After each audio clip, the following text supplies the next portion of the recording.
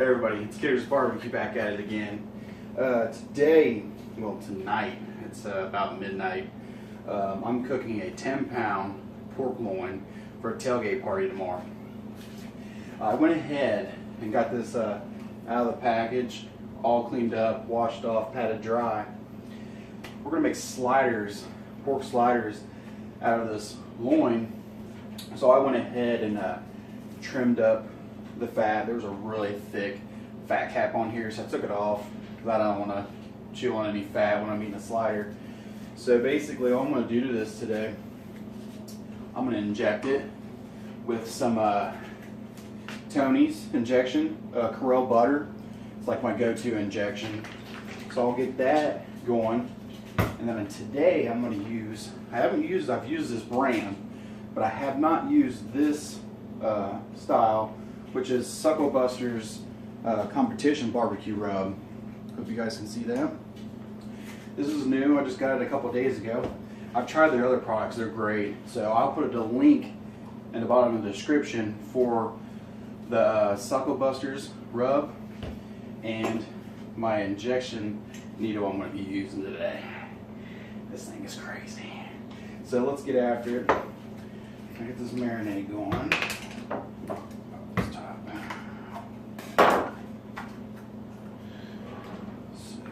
I've never cooked a whole loin like this before. Got it at Costco. It was fairly cheap. And I'm feeding a lot of people, so I needed to get a big one. This thing's 10 pounds, if I didn't say that already. So I'll get this go ahead and get this going.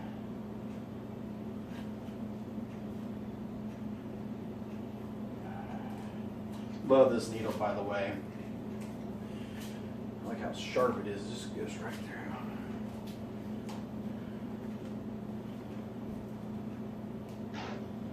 I'm curious on how long this is going to take. I want it to be done by 8.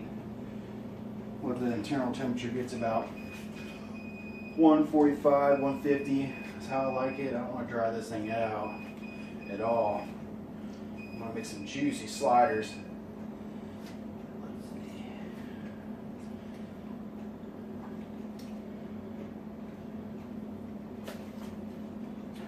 That's about it for the injection. I'll be right back to show you the rub.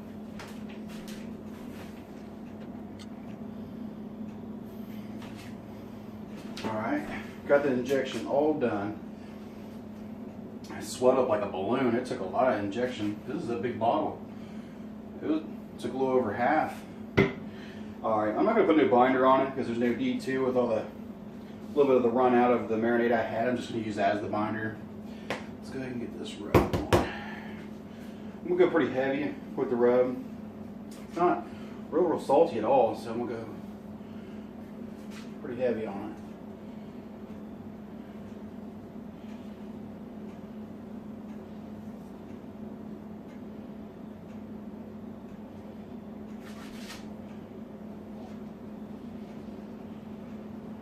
This is the back side.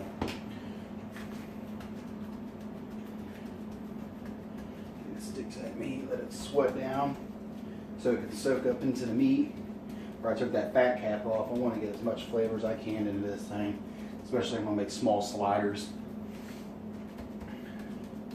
I've never cooked one this big. This thing is gigantic. This is a really good, really big cutting board. It takes up the whole thing. Alright, this is the top half.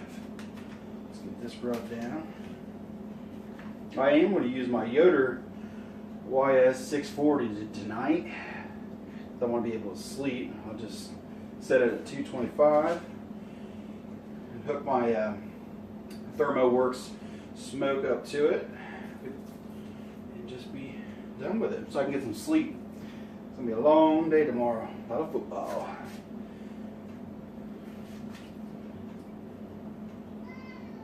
Well, all seasoned up, ready to go. I'm going to let it sit here for about 20 minutes or so. Let the rub soak into the meat. I'm going to fire up the pit, and I'll show you that process in a second.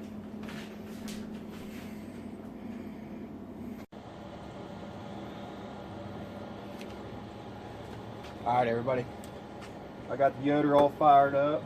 It's rolling about 230, 240 right now. I got it set at 225, so it'll come down and stay that way. It's nice and cool out tonight. So let's get this thing on the smoker.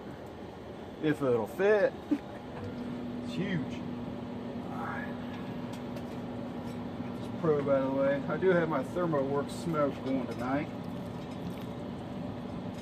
And a pit probe just to make sure. Just double checking everything. We'll put this right in the middle for now. I might come later on and move it. But right now, that's all she wrote. So I'm gonna let this thing go. I'll be back when it's done. I got the temperature set at 140 just to make sure everything's going all right, but I'm going to take it off about 145, 150. So I'll see you guys later on in the morning. Night, y'all.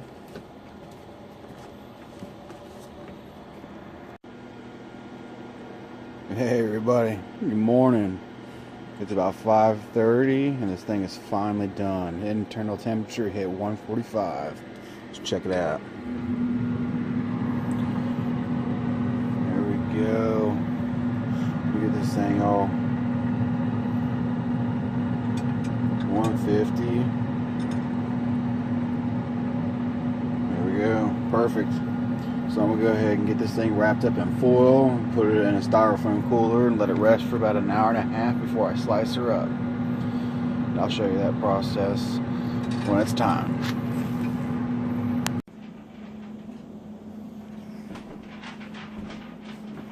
Morning everybody. It's finally done. I let it rest for about an hour and a half, and just letting it rest soak up all the juices. I didn't want the juices flowing everywhere. So I'm going to cut these up real thin slices because we're making sliders for the football game. So I'll cut off a couple pieces and I'll give it a taste test and let you guys know what it's all about. So I'm going to go ahead and I'm just going to cut it in half so it's easier to work with. I'll tell you what, it's very tender. Oh my.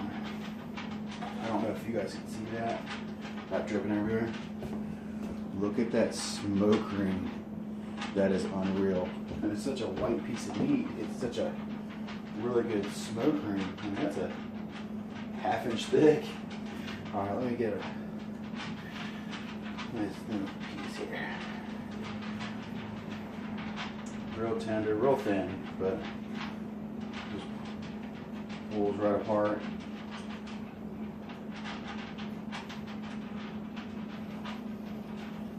That's cool. Such a lean piece of meat, and it's still juicy. You bite into it, just great smoke flavor. I forgot to mention what kind of pellets I was using for this cook. I only use lumberjack pellets, just because I've used several different brands, and it turns out that is the best brand for me. Great pellets, long-lasting pellets, great flavor. Obviously, by the smoke ring, they give off very good smoke rings. And people complain that pellet smokers don't put up a good smoke ring. Well, I just proved that wrong. So I use their competition blend.